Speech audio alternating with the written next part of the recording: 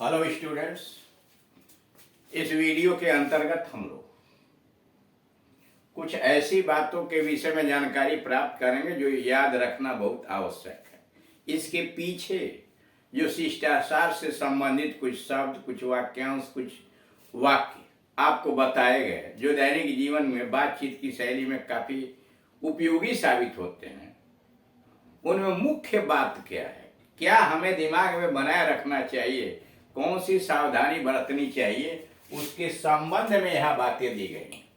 आप जानते हैं कि इंग्लिश भाषा के अंतर्गत शिष्टाचार प्रकट करने के लिए विभिन्न प्रकार के शब्दों का, विभिन्न वाक्यांशों का यानी फ्रेजेस का और सेंटेंसेज यानी वाक्य का प्रयोग किया जाता है। वैसे ही अभिवादन के लिए विभिन्न तरीके अपनाए गए हैं इंग्लिश के अंतर्गत।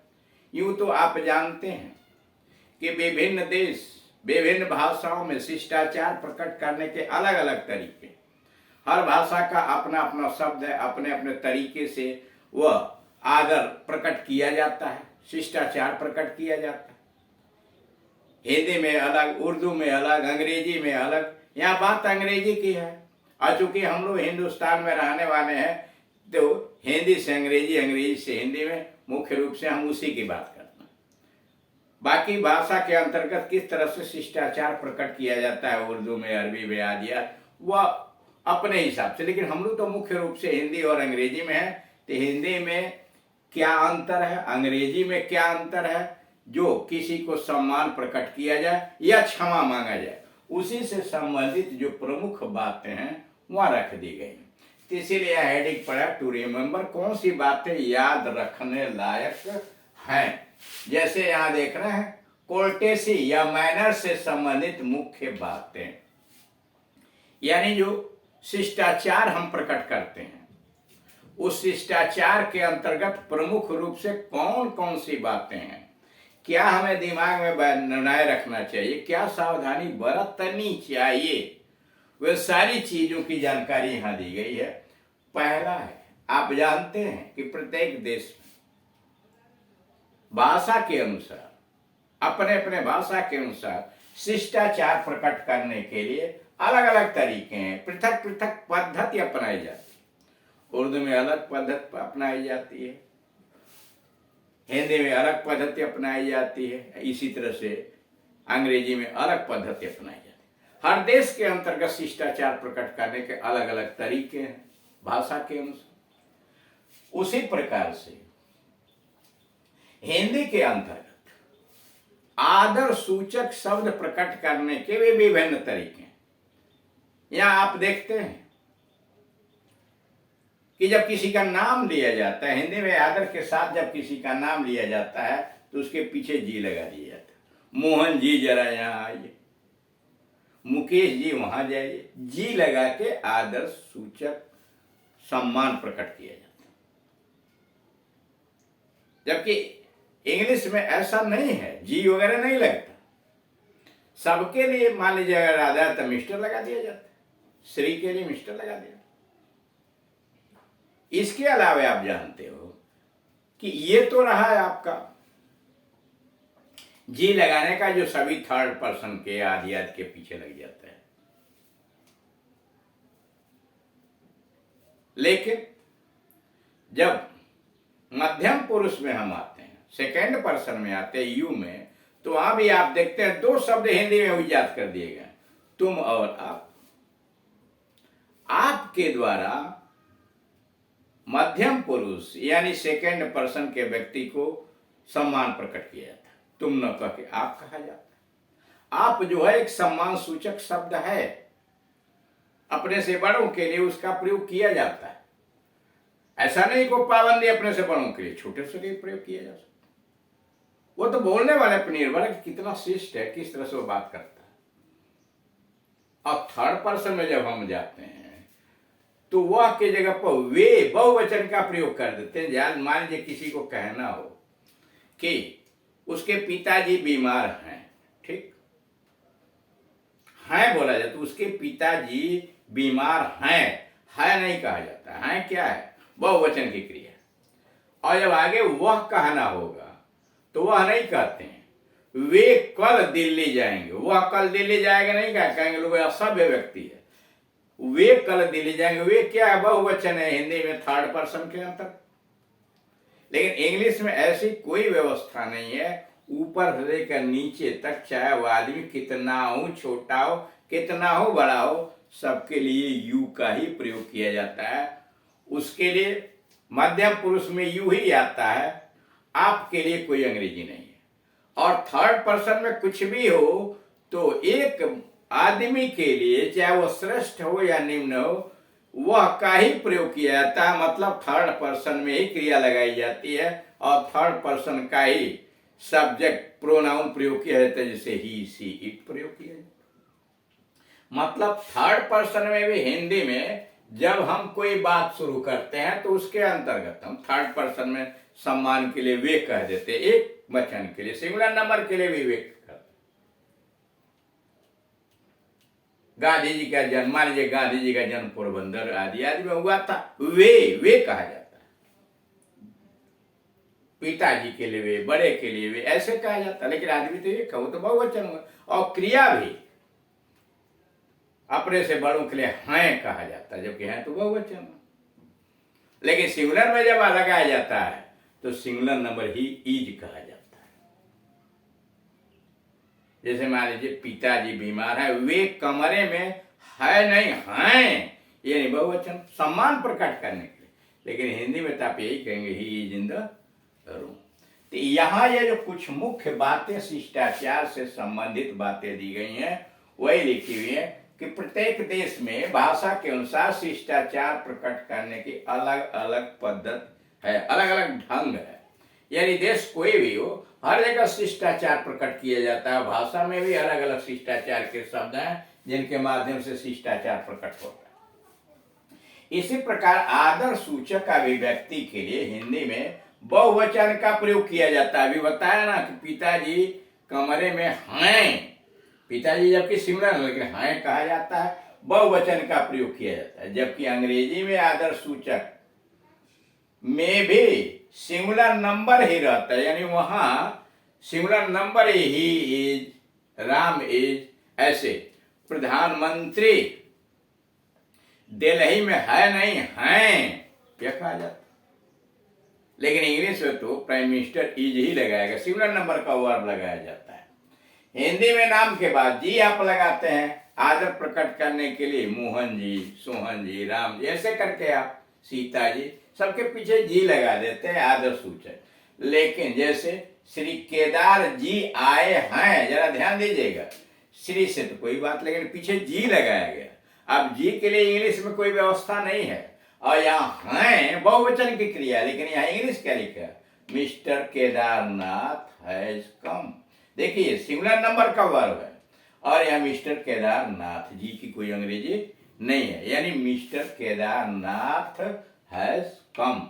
यानी हिंदी में आप चाहे जैसे भी जी लगाइए, बहुवचन की क्रिया प्रकट कीजिए सम्मान सूचक शब्दों का प्रयोग करने के लिए।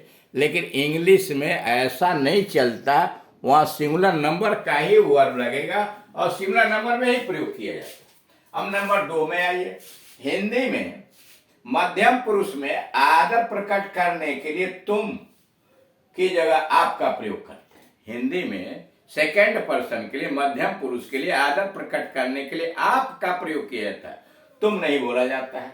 परंतु अंग्रेजी में तुम और आप दोनों के लिए यू का ही प्रयोग होता है, यानी यहाँ दो कोई व्यवस्था नहीं है। बताया ना कि छोटा व्यक्ति के लिए भी यू और बड़े व्यक्ति के लिए भी यू, सबके लिए यू का ही प्रयोग किया जाता है। जैसे आप क्या चाहते हैं, आप क्या चाहते हैं, तो इंग्लिश में क्या, व्हाट डू यू वांट, तुम क्या चाहते हो, आप क्या चाहते हो। अंग्रेजी में दोनों का एक ही, व्हाट डू यू वांट।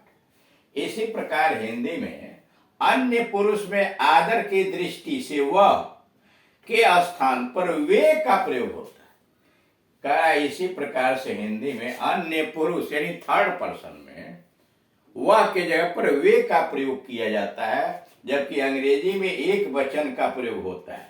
जैसे वे रात को आ सकते हैं, जैसे मान लीजिए पिताजी मुंबई में हैं, ठीक, फादर इज इन मुंबई, वे रात में आ सकते, वह रात में आ सकता है, तो लोग कहेंगे बड़ा भाई सब हिंदी बोलेंगे, वे रात में आ सकते हैं, लेकिन अंग्रेजी क्या लिखेंगे, ही में कम एट नाइट, अंग्रेजी में ही रहेगा।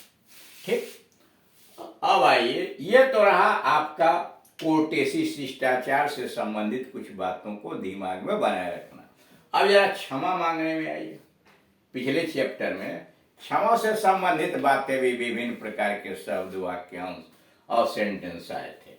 क्षमा मांगने के लिए अंग्रेजी में कई शब्द हैं, यानी क्षमा मांगने के लिए इंग्लिश में कई शब्दों का प्रयोग किया जाता है, जबकि हिंदी में क्या, खेद है, मैं खिन्न हूं, क्षमा मांगता हूं, ऐसे कह के निकल जाता है। इंग्लिश में विभिन्न परिस्थितियों के लिए विभिन्न शब्दों का प्रयोग किया जा रहा है। जैसे इन शब्दों के जो वास्तविक अर्थ हैं, जो कई शब्द हैं क्षमा के लिए, उन्हें यहां दिया जा रहा है। पहला है एक्सक्यूज। एक्सक्यूज क्या है, ये वर्ब है, वर्ब क्षमा करना। एक्सक्यूज का मतलब क्षमा करना, और यह साधारण अर्थ में प्रयोग होता है। छोटे छोटी बातों के लिए भी कहा जाए एक्सक्यूज मी, क्षमा कीजिएगा। अब तब आगे बात शुरू के, एक्सक्यूज मी, दो बीचे के रास्ता निकालना हो, एक्सक्यूज मी। कहीं सभा सोसाइटी से उठ के जाना हो तो एक्सक्यूज मी, ऐसे कह के वहां से आदमी निकल लेता है। तो एक्सक्यूज मी साधारण अर्थ में आता है, यानी अधिकांश जगहों पर इसे छोटी मोटी गलती के लिए भी प्रयोग कर लिया जाता है। और दूसरा फॉरगिव। फॉरगिव का मतलब दंडित करने की भावना को सदा के लिए मन से निकाल देना। यही फॉरगिव तब बोलता है कि सामने वाला व्यक्ति जो दंडित करने का मन में उसकी भावना है, सदा के लिए त्याग दे। जैसे गलती करना इंसान का काम है, उसे क्षमा करना परमात्मा का। To err is human, to forgive is divine. गलती करना मानव स्वभाव है, to err is human, to forgive is divine. अब आइए नंबर 3 पर, पार्डन क्या है, यह भी वर्ब, पार्डन। अपराधी के मिले दंड भोग से मुक्त करना। कर अपराधी के मिले दंड भोग से मुक्त करना पार्डन के लिए। तेरे अधिकांशता यह पहले कोर्ट की भाषा में आता था कि अब अपराधी को कोई जो मान लीजिए 5 साल 10 साल की जो सजा या मौत की सजा दी गई, तो उसे कम करने के लिए या माफ करने के लिए पार्डन शब्द आता था। लेकिन अब तो यह सामान्य स्तर में भी पार्डन का प्रयोग होना शुरू हो गया। मिस्टेक, भूल से जैसा नहीं है वैसा समझ लेना। भूल से जैसा नहीं है वैसा समझ लेना, उसके लिए मिस्टेक आता है। अपोलोजिस, यह भी वर्ब है, गलती स्वीकार करना। अपोलोजिस, गलती स्वीकार करना। और छठा सॉरी। सॉरी एडजेक्टिव है, दुखित। आई एम सॉरी, मुझे खेद है, मैं खिन्न हूं। आई एम सॉरी, मुझे खेद है, मैं खिन्न हूं। केवल सारी से भी काम चला लिया जाता है। छोटी मोटी बातें हो गई, उंगली टच हो गई, किसी को धक्का लग गया, आपकी वजह से किसी को हल्का फुल्का नुकसान हो गया, तो आप सारी बोल देते। अब जरा note, I beg your pardon, यह मूल रूप से इसका क्या मतलब है, आई बेग योर पार्डन का। एक अपराधी अपने अपराध का दंड कम करवाने के लिए, करा एक अपराधी जिसने अपराध किया है, अपने अपराध के दंड को कम करवाने के लिए न्यायाधीश से कहता है कि आई beg your pardon sir, I beg your pardon please. यानी उसे जो दंड दिया गया है उसे कम करने के लिए वह न्यायाधीश से कहता है I beg your pardon sir या I beg your pardon please. जबकि आजकल बोलचाल की भाषा में भी इसका प्रयोग हो रहा है। 60 में से पार्डन कहते हैं, आई बेग योर पार्डन कहते हैं। अब जैसे मान लीजिए सामान्य स्तर में पहले कोर्ट में इसका प्रयोग होता था, अब प्रक्रिया इसकी हो चुकी है कि सामान्य बोलचाल की भाषा में भी पार्डन आ जा रहा है, आई बेग योर पार्डन। अब जैसे मान लीजिए आप टेलीफोन पर बातचीत कर रहे हैं, सामने वाला बोल रहा है, आपको समझ में नहीं आ रहा, सुनाई नहीं दे रहा, तो आप पार्डन कह देते हैं, बेग योर पार्डन। आमने सामने बात कर रहे हैं, बात समझ में नहीं आ रही है, आप उसको दोहराना चाहते हैं ताकि पार्डन तो समझ जा रहा है कि साहब पार्डन या आई बेग योर पार्डन का मतलब यह है कि वह आप यह कहना चाहते हैं कि सामने वाला तो सही बोल रहा है, ठीक बोल रहा है, लेकिन आप समझ नहीं पा रहे, आपको सुनाई नहीं दे रहा। अब पार्डन का मतलब ये हो जाता है कि आप बात को रिपीट कर दीजिए। तो कभी कभी प्लीज रिपीट इट से भी लोग काम चला लेते हैं। तो यह कुछ ऐसे वाक्य हैं जिनका शिष्टाचार के लिए और क्षमा मांगने के लिए अंग्रेजी के अंतर्गत निश्चित रूप से ध्यान रखना चाहिए। Thank you.